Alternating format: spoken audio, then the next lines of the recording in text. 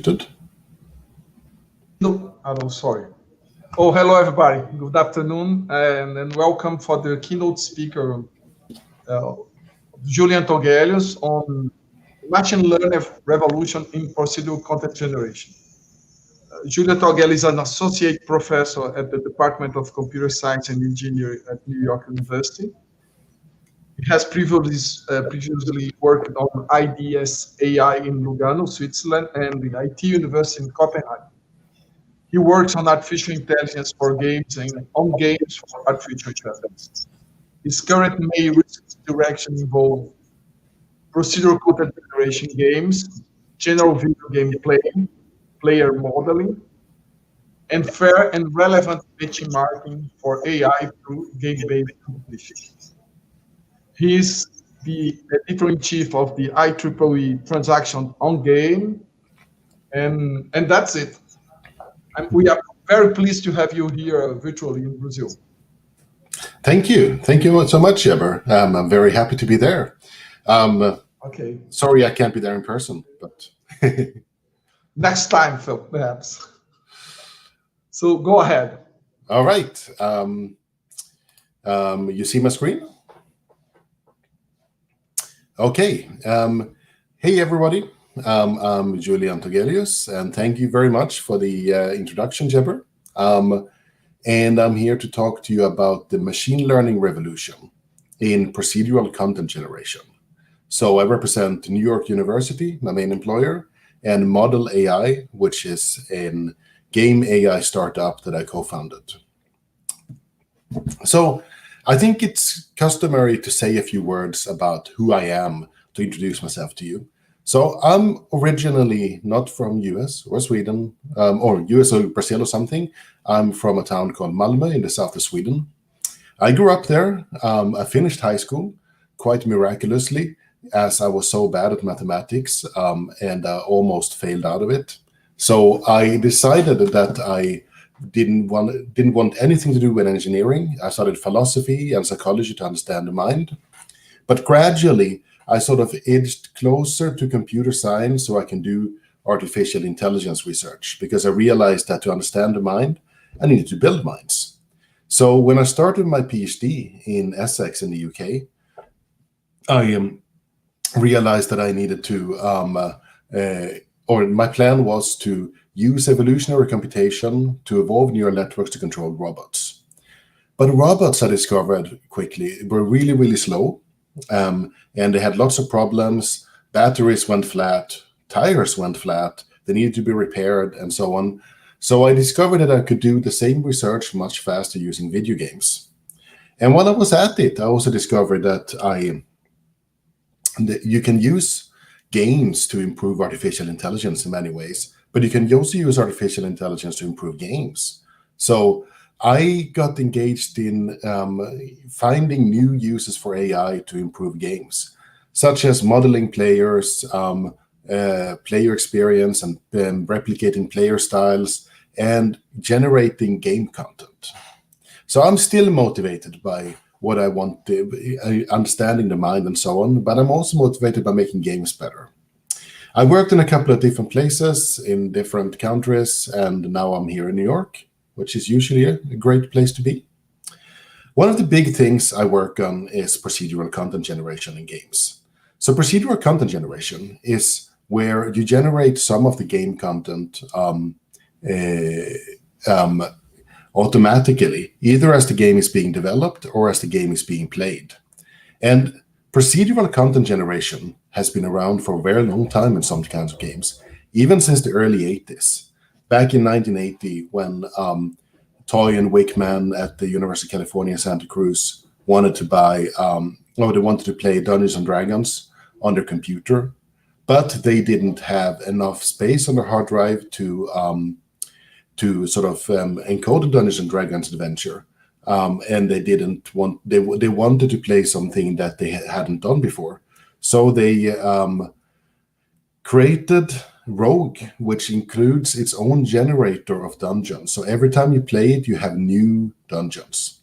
Also behind here, you can see in the screenshot, ironically called Front, you have Elite, which is a a game from the early mid-80s, which is a space flight sort of simulator where you fly around and you have thousands of planets available, and each planet has space stations, spaceships, and all kinds of things.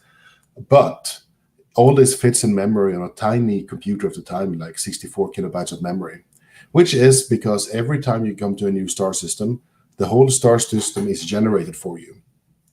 And if you think that we've gotten past these memory problems, now here at the bottom left of the screen, you can see a screenshot from No Man's Sky, which is a game which is extremely impressive. It's still in development, and you are traveling a galaxy which is literally too big for any human to ever explore in a lifetime. There are millions and millions of planets, or billions maybe, I don't know. And there are many other games that use some kind of, I mean, the key to this game working at all is that everything is generated. We also have Spelunky, you see here behind me, which is like a very popular sort of indie platformer. We have the games in the Civilization series, where the core idea is that every time you play them, you have a new world to explore. There's so many games where procedural content generation is used in some way. It is becoming, even in very mainstream titles, procedural content generation is usually used to create subquests, to create vegetation, to create like small features of the terrain and so on. Modern game development would be very hard without procedural content generation. So I've been working for a long time on seeing if we can extend this. Can we take this further? Can we create new types of games that build on procedural content generation? Can we generate games from scratch? Now, one thing, if you follow what happens in artificial intelligence at all, you may have seen that these days machine learning is everywhere. In the last 5 years or so, we've had this revolution where things that were previously done with painstakingly hard-coded algorithms, you sort of write some list of rules or something, or were done with very special purpose algorithms for image recognition or misconstruction. This is now all done by by deep neural networks. You train a neural network on lots of data, and then you have it to generate things or recognize things or play a game or control a robot or something like this. And I mean, it's quite breathtaking what machine learning has been able to do in the last few years. Curiously, though, there is very little deep learning going on in games. And in particular, there's very little deep learning and machine learning in general going on in procedural content generation. So why is this? And let's go back to the basics to sort of explore this question. So how could you create a game content generator? So something that generates levels or quests or maps or game rules or something like this. There are many ways of doing this. One idea is to send a set of rules by hand. You have these constructive approaches where you have a lot of ad hoc pattern-based methods, which is very common. If you look at Spelunky, for example, it has a number of room patterns, and then it uses random variations of those. You have fractal noise, Perley noise, for example, is common there, cellular automata, and so on. Another family of methods is to design objectives or constraints and a representation by hand, and then use some kind of search. So you can search with an evolutionary computation, or you can search with constraint solving, or you can search with particle swarm optimization, or something like this. So these have been quite explored a lot in literature in the last decade or so. Some may be absolutely tired of methods for using evolutionary computation for designing levels, for example. I may have myself written about, like, I don't know, 50 papers about it or something. Now, yet another possibility is that you learn how to generate the content somehow. You use machine learning. So the basic idea of what we call PCGML, and we put out a survey paper on this 2 years ago, procedural content generation via machine learning, is that you train machine learning models on some corpus of existing content. For example, existing levels for a game or existing characters, could be something else at a game or something, and generate new contents. And there's a number of useful methods. There's n-grams, Markov chains, there's deep learning, and so on. Let's look a little bit about what I've been done. Let's start with something extremely simple. N-grams is sort of the original sort of sequence learning methods. N-grams date all the way back to Shannon's work in the 40s. The basic idea is that you simply build up a table for, we have strings, you learn on strings, you build up a table. After each character, you can, you list the probability of a next character occurring. And n is a number of previous characters and a new character depends on. So at 3 gram, for example, we'd look at which characters are most common after the 3 previous, after a certain combination of 3 previous characters. The larger n, the more training data you need to sort of create meaningful probability distributions. This is very commonly used for predictive text. This is like what's used for predictive text in old mobile phones, the feature phones from like 20 years ago.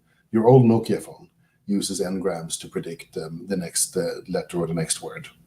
More modern phones use recurrent neural networks and so on. The insight here is that it's a very simple method. You can use it for strings, but you can represent lots of game content as strings.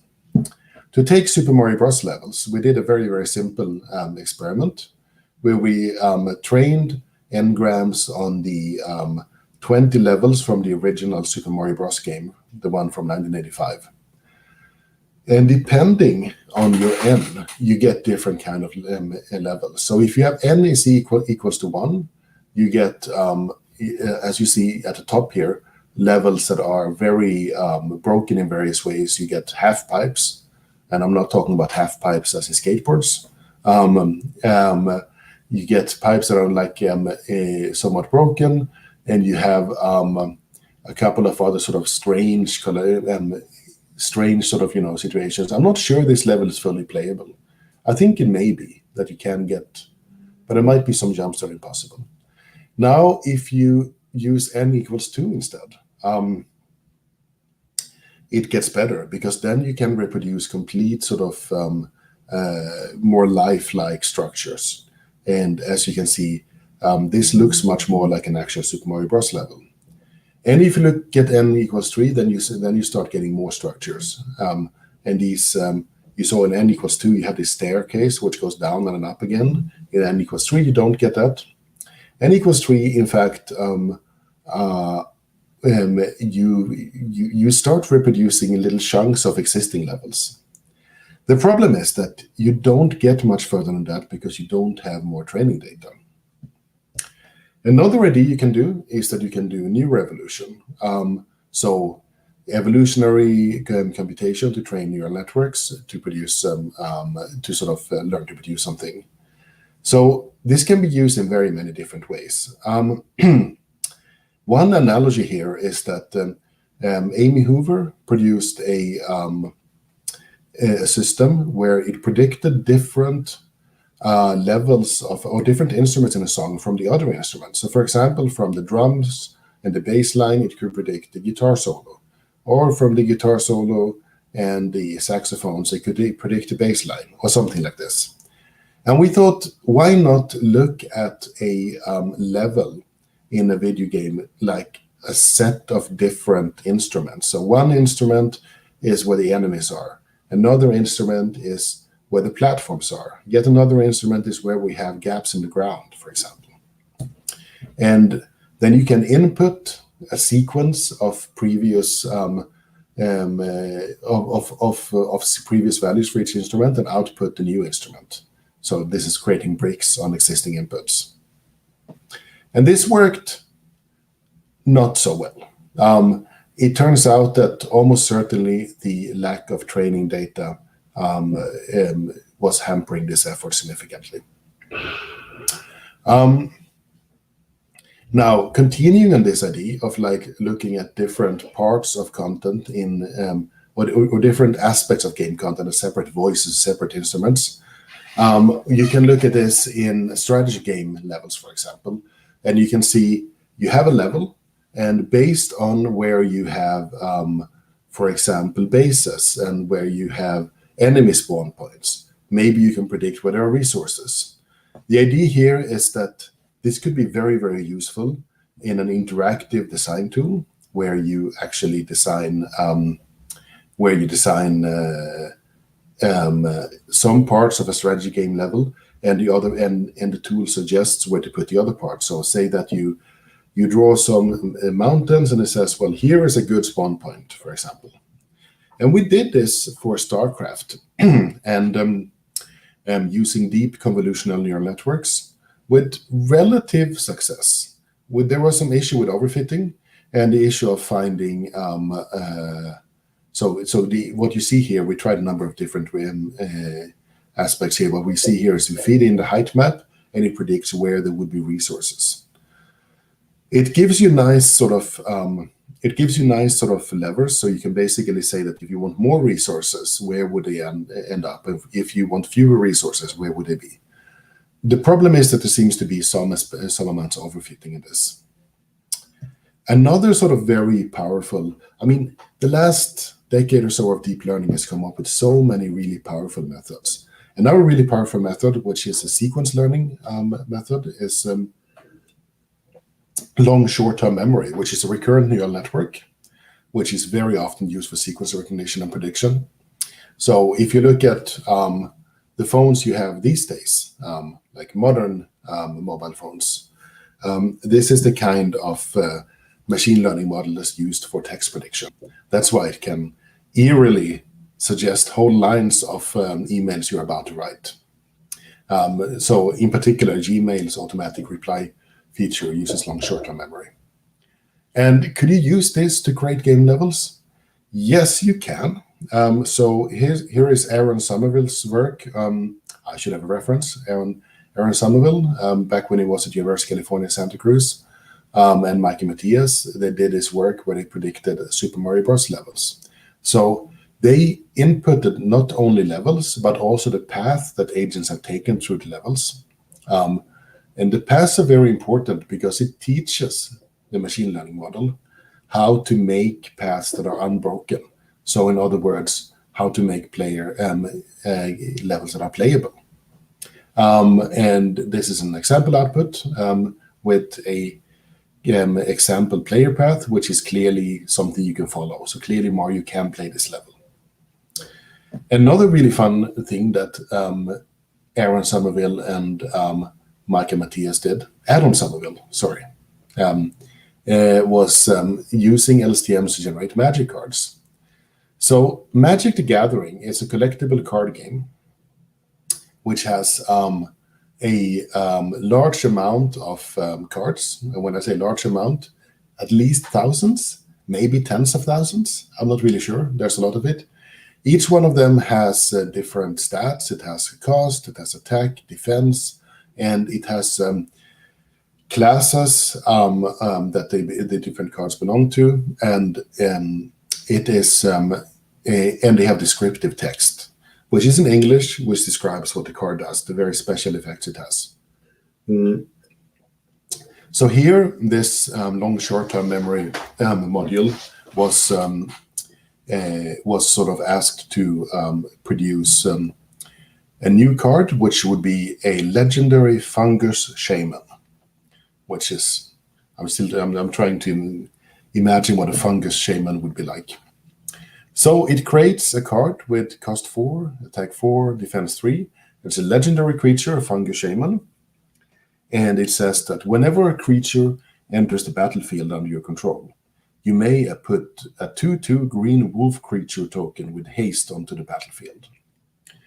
And your first reflection seeing this is like, wow, this looks like a completely acceptable Magic the Gathering card. I mean, it has reasonable values. The text is complete and proper English, very understandable. So maybe we should play this. But if you know something about the game, then you realize that this card is horribly broken and will immediately destroy your game. Why?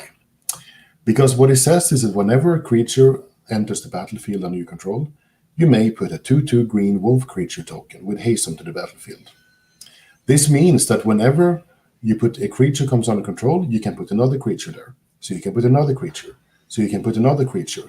So you can, in the instance you get this card, you can get an infinite amount of green wolves, which is handy. Even worse, all these green wolves have haste, so you can create 1 million of them and attack with them immediately and win the game no matter what. So this is an example of a problem that basically all machine learning models we know of have at the moment, which is that they don't model the properties of game content that make it playable, that make it not break the game. They very often do some kind of surface level aesthetic modeling, and it models some parts of Magic the Gathering cards very well here. It creates very nice sort of English text, for example, but it doesn't take into account, and you can't reason about that this card is in fact game breaking. Now, let's look at another very popular method in modern machine learning is generative adversarial networks. This is something that was only invented back in 2014. The idea of a generative adversarial network is that you have two networks and you train them intermittently. You have a generator and a discriminator. The discriminator is trying to distinguish real artifacts from fake generated ones. And the generator is trying to generate artifacts that fool the discriminator. So you have kind of an arms race. This is essentially the same idea as competitive coevolution, which has been used in the evolutionary computation community for a long time. But here it works with gradients instead. Explicit gradients and gradient descent. What we see here is that this has been extremely popular for generating, for example, images of faces, bedrooms, and all kinds of things.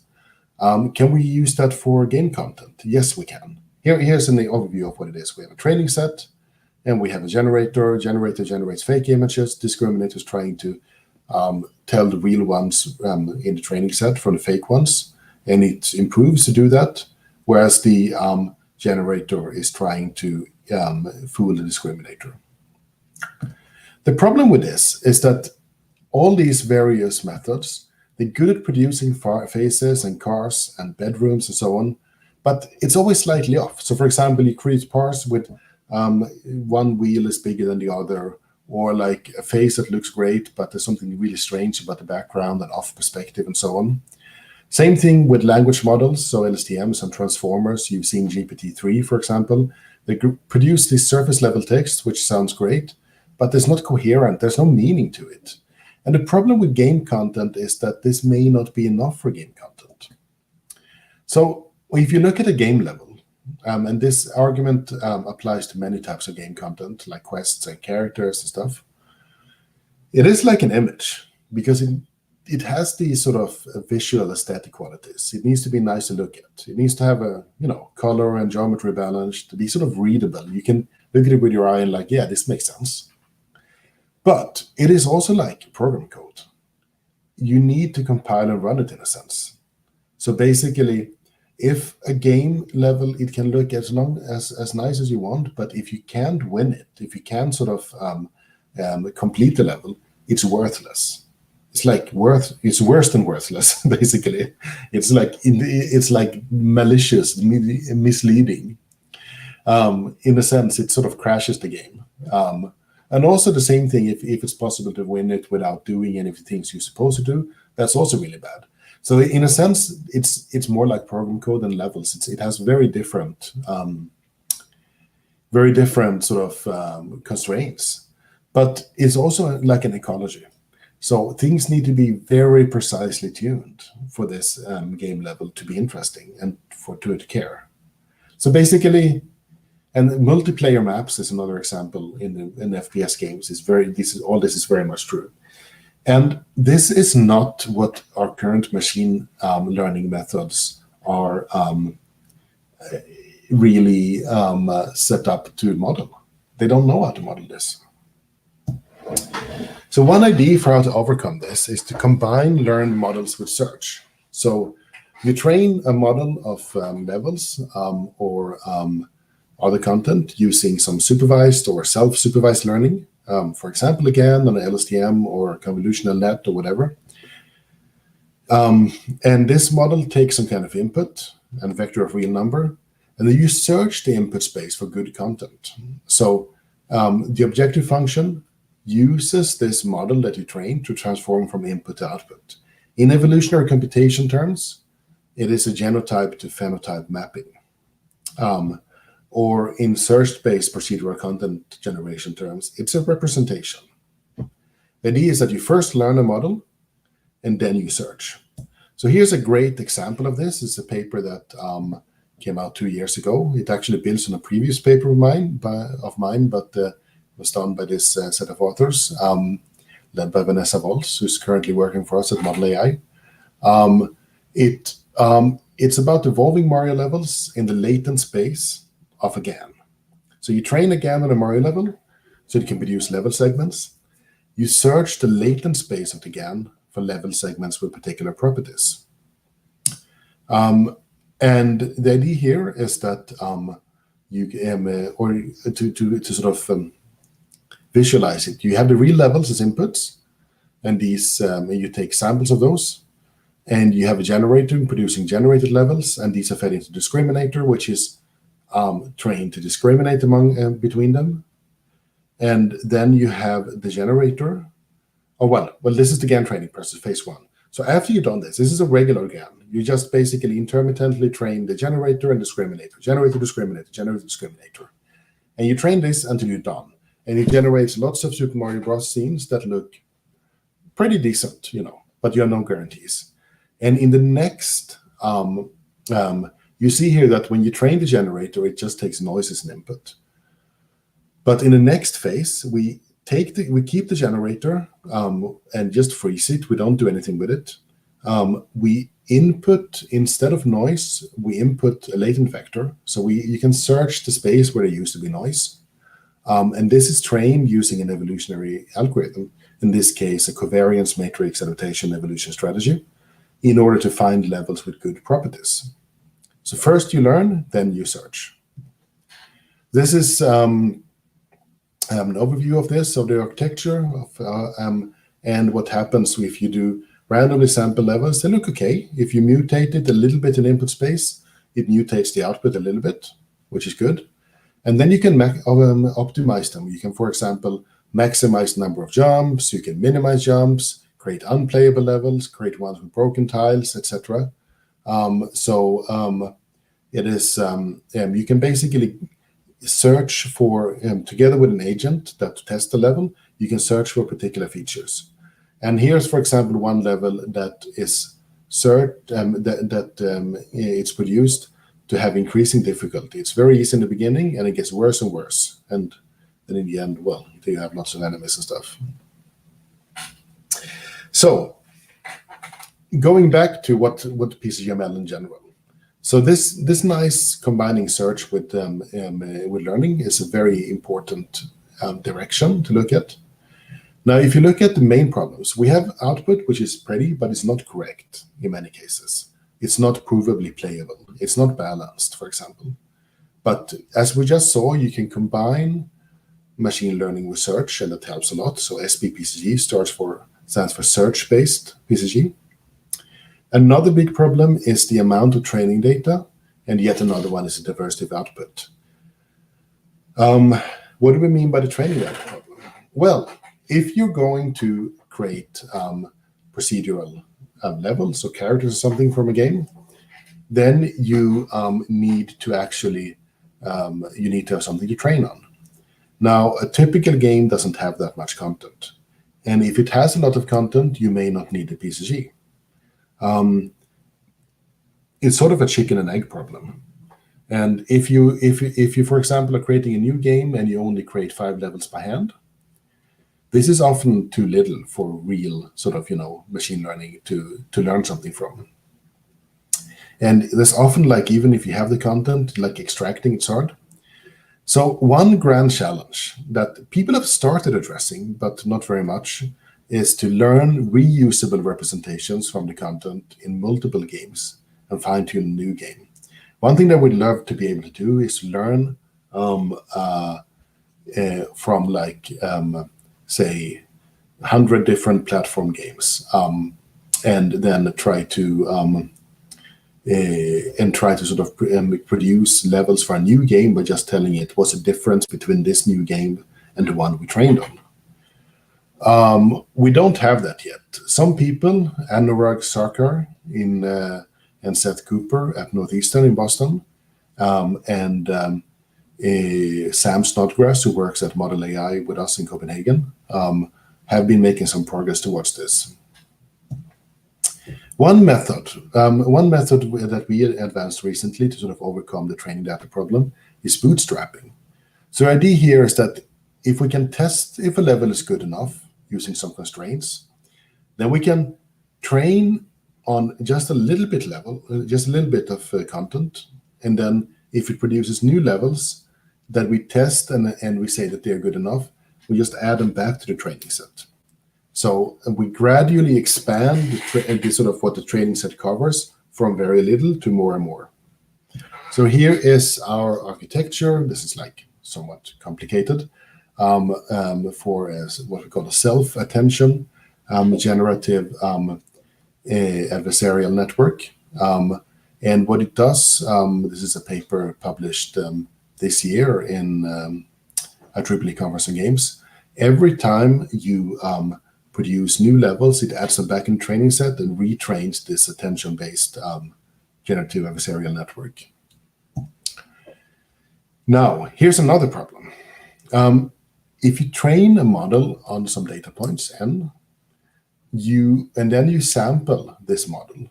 So most of the samples from the model are supposed to be, you can assume that they're going to be inside the hull formed by these points. So it's somewhere in between. It's some interpolation of what you've already seen. You can talk about that new content is like recombinations of old content. So another grand challenge for PCGML is to, if you've been doing machine learning on old content, how do you produce stuff that is radically unlike what you trained on, but still good? So one approach we advanced a few years ago for this, we call it Delanox, is where we interleave exploration and transformation. So we have novelty search, which is quality diversity, and a type of quality diversity algorithm that basically is a divergent search. It doesn't sort of optimize for a particular thing, but it goes, it tries to find new solutions with an autoencoder. So first we train on existing content, then we search in the space of this content for things that are very different from what we trained on, and then we retrain the autoencoder on the new content, etc. This is, I think, a promising direction to go as well. And then we have the general idea of quality diversity, where you have a lot of different sort of algorithms such as map elites and novel search with local competition, where you're trying to not only optimize for a given objective, but you want to explore, you want to produce output that's as dissimilar as possible. Recently, we've seen some combinations of PCGML with quality diversity, and it's very promising. This is a chart from our PCGML survey paper from 2 years ago, where we're looking at what's the possibility space, what has been done, what has not been tried. And there's a lot of interesting new things that we have not tried.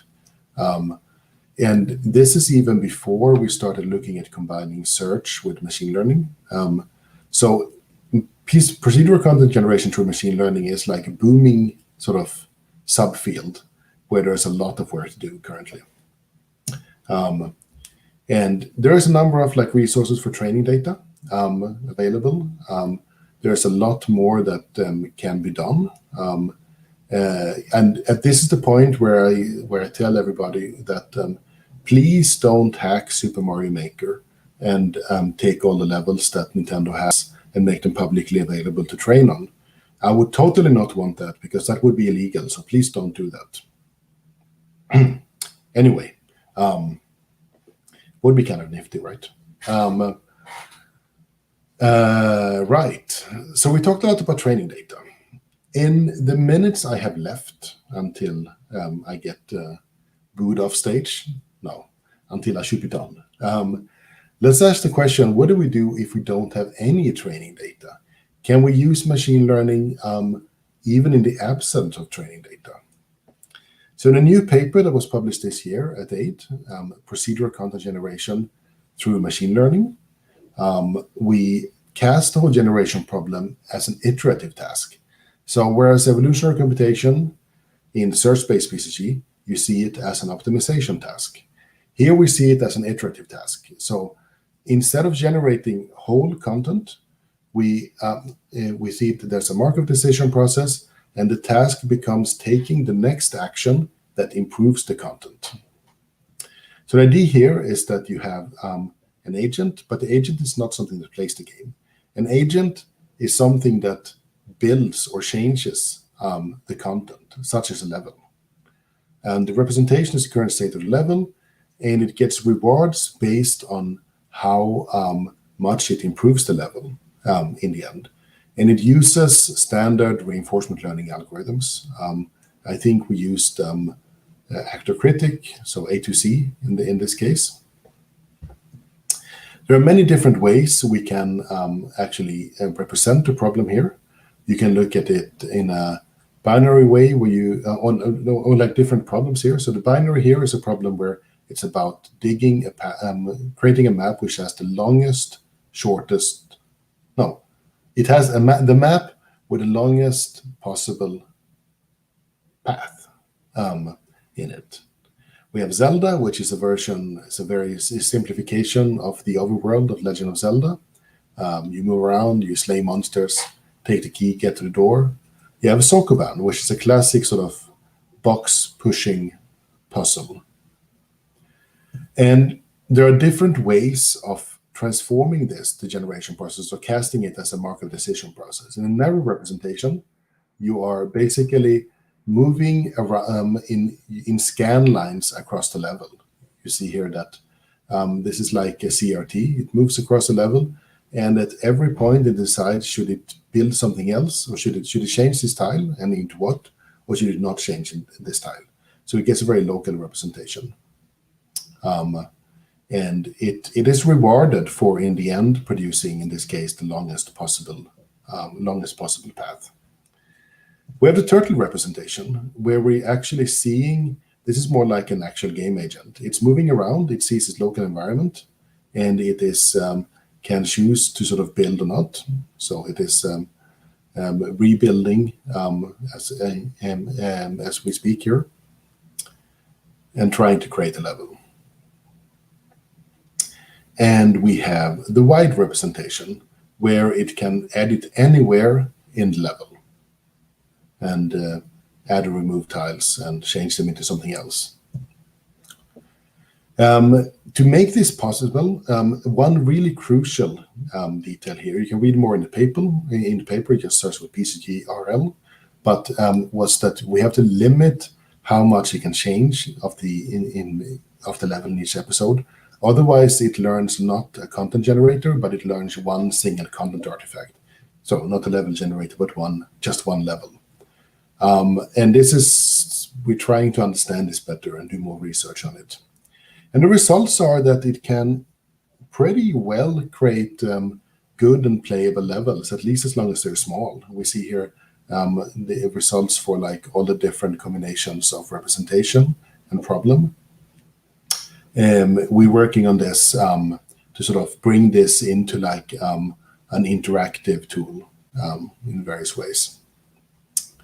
Right, I see I'm out of time here. I will finish with this slide as I usually do. I have a popular science book about some of these topics, which is easy and nice to read. contains no math. I wrote it so that my parents would understand it. I think my mom has actually read it, and she says she likes it. I'm not sure I can trust her, but anyway. And we have a more heavy-duty textbook, Artificial Intelligence and Games, by Jorgen Sinakax and myself. We are going to try to run a summer school in AI for games next year in Copenhagen, pandemic willing. And the journal I am the current editor-in-chief of, IEEE Transactions and Games, is happy to receive submissions on this kind of work. And with that, I think I'm done. And I'm happy to take any questions now if Jebber thinks we have time for it. I will also join the Discord a little bit later on, perhaps not now, but perhaps in 1 or 2 hours. And then I will make myself available on Discord for just general chatting. So thank you, everyone. Thank you, Julian. Thank you very much. So we can ask questions. We have another first question. I will read it. To avoid, it's from, yes, can you read it? Yes, to avoid generating unplayable levels. We Yeah, that's the player as an additional discriminator. Train an RL agent to play the level and say if this level is an original or generated one. Yes. So in the Marugan work, where there was the Vanessa Volz paper, where again is first trained and then is searched. So the fitness function actually uses a simple player to test that level. We've done this several other times as well. The problem with this is that it's slow. It's slower than just using some other features, but it is a very good idea. It's not an RL agent in that case. It's actually a... Okay, so here's the real problem. Training an RL agent to do this, it's extremely slow. We've tried this. We have something we call generative playing networks, which trains a level generating agent and a playing agent at the same time. And it's very hard to make this work because it is so slow. But, what is one of the reasons, but using a tree search-based agent to play the level, if you have one, is a great idea. So that's why they did in the Vanessa Volz paper. You have 2 more questions? Of course. Okay. Can you read it? What about using tools like this to optimize not only levels, but things like running speed, jumping high, things that like those variables that are hard to adjust? Yeah, definitely. So game balancing is definitely an interesting topic. And I've not seen any use of machine learning for it. I've seen uses of evolution for it. So Vanessa Volz, who was again working with us at Model AI and was leader of that paper, has been doing some work on evolving sort of parameters of games to make them more balanced. And we've done in the past. So Fernando Silva, who was a PhD student co-advised by me, also Brazilian, he's currently working at Electronic Arts in California after finishing the PhD with me. He led a series of papers where we used evolutionary computation to balance the board game Ticket to Ride, and found out lots of interesting things about it, including we found a bug in the game, which is pretty cool. After a game that sold millions of copies around the world, and evolutionary computation found a bug, a sense in that in a state which is unplayable in the game. But yeah, so I think evolution is the main tool there. Maybe you can use some reinforcement learning as well. Okay. The first question was from Paulo Serafim, and this last one was from Gabriel Ritter. We have a next one from Daniel Perazzo. Is there any research on how to automatically, quantitatively evaluate generated levels? Yeah, there is a lot of research on it, actually. And it comes in different guises. There's work that uses a player model and basically tries to sort of first train based on a number of levels that based on observation number of real human players playing a level and creates an approximator. But it's also that we uses artificial agents. I can't think of exactly what to send you to right now, but it's more like the ideas behind it. I can possibly give you more links in the Discord later on. There is the idea that one way of automatically evaluate it is in terms of skill differentiation. So what's a good thing with a level? It's one that which can be beaten by a good agent, but which cannot be beaten by a hard agent, by a bad agent, and which a medium skill agent would do medium performance on. And we call this we call it skill differentiation essentially. So I have some papers I can post later on that tries to do this on various levels and games. Thank you. Have still some questions. Of course. Igor Rebouças ask, what about your thoughts on PCG plus human level designers as a development process? My general thought on this is that that's the future. I think that is definitely where we need to go. The big sort of, basically because completely automated game design is not going to take the jobs away from human designers anytime soon. But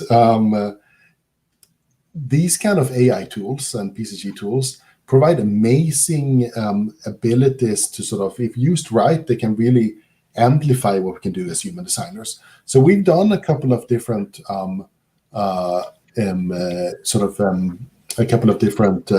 experiments in this.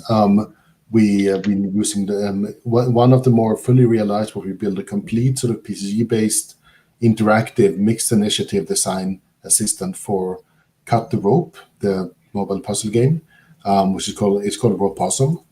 The problem with this is many of these tools are built for a particular game. So Tiago Machado, who was a Jabber student once, and then my PhD student, his PhD was on building a system that would try to do this in a generic way. So using our general video game AI framework, this system called Cicero would give advice and suggestions to humans at the build levels and automatically evaluate them and so on. It's a very interesting sort of proof of concept. The problem is to actually make this work in a development environment that humans actually want to work with. So that's a problem.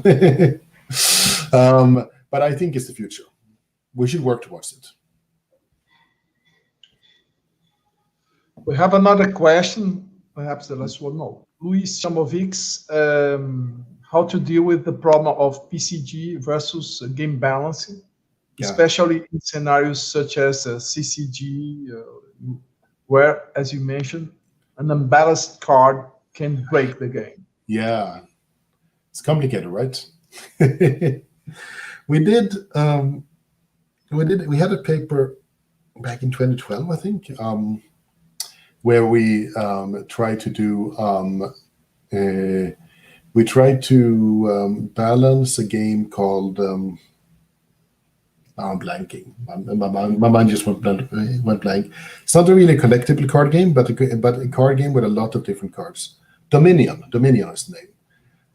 And by basically trying to find different card combinations, evolving card combinations will be very strong or very weak and so on, and try to find the outlier cases. I think that this is generally the direction you need to go, to basically try to adversarially test it. The evolutionary algorithms are great at breaking things. They find like configurations that break the game. But if you look at something like Magic the Gathering, where you have so many thousands of cards, it's just extremely hard. There's a little bit of work that's been done in Hearthstone, but even Hearthstone, which has hundreds of cards, it is very hard because there's so many possibility spaces. It seems that, from what I know some people who work in data science on Hearthstone and design, and inside Blizzard, and what they're doing is that they're just constantly keeping up with what players, weird strategies that players are are sort of inventing, and then try to nerf cards or buff cards to make things better. But yeah, I don't know. This is a good research topic. Great. We have a question from Bruno Feijó. Mm-hmm. Please, could you say more about imitation learning in games? Yeah. Imitation learning is interesting because, I mean, imitating a particular, so basically sort of training an agent to play one level and having it play the same thing again, then that's super, that's simple. And but what you get is some kind of overfitting. It's not going to do well on other levels or other games or something like this. So the interesting question about imitation learning in games, so if you could solve this, this would be extremely useful, is how do you train on how a human plays one or several levels in one game, and then this transfers to other games? That would be very interesting. However, this is hard. So one approach we've been doing is called procedural personas. The procedural personas approach is that you're not using supervised learning to imitate. You're instead you have like some kind of tree search based player already, like using Monte Carlo tree search. And then what you're doing is that you're finding tree expansion mechanisms and reward functions, or like utility functions that make the tree search behave in accordance with the play traces you have collected. I can post those links in Discord later on. So the procedural personas approach, I think, is much more promising for generalizing imitation learning, because you were not going to overfit to the same extent. Now, if you could have general imitation learning, that would be great for being able to automatically evaluate levels.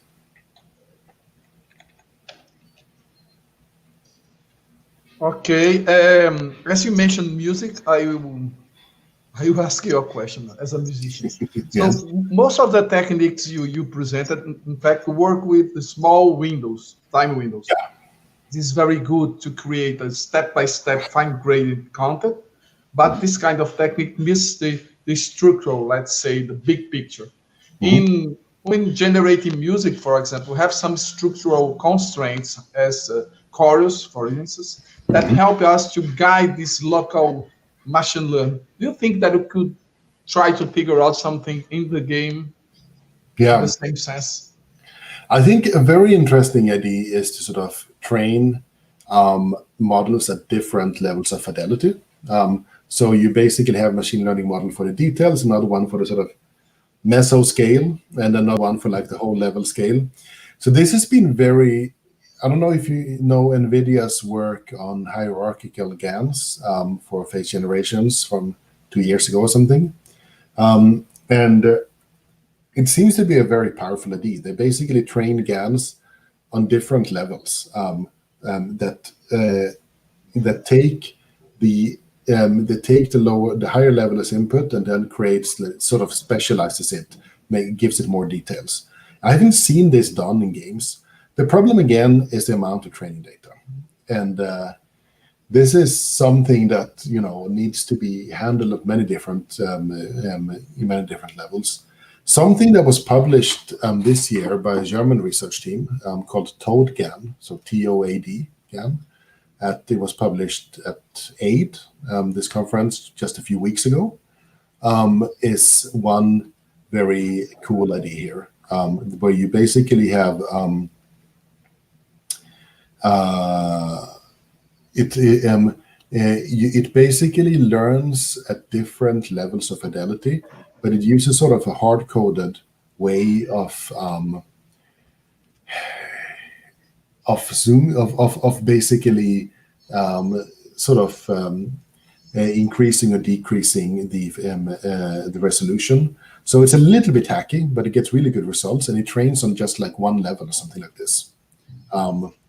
I think there's a lot to learn also from looking at things like wave function collapse, which is a constraint solving case-based constraint solving mechanism that can generate complete patterns from very small examples.